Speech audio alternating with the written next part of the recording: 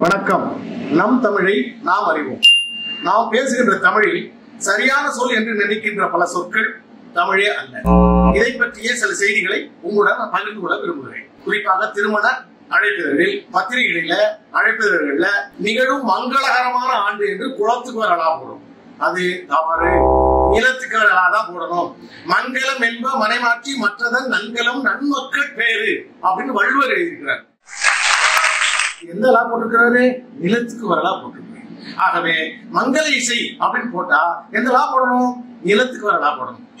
குளத்துக்கு வரலா போட்டா மங்கள இசைன்னு அர்த்தம். என்ன பொருள்? முடிவான இசை, இறுதி இசைன்னு போடும்.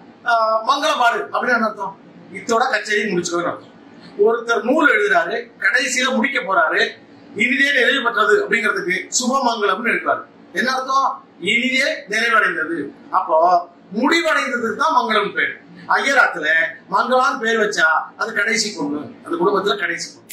நிலத்துக்கு வரலா போட்டா ஒரே பொருள் தான், மங்களம், சுபம்.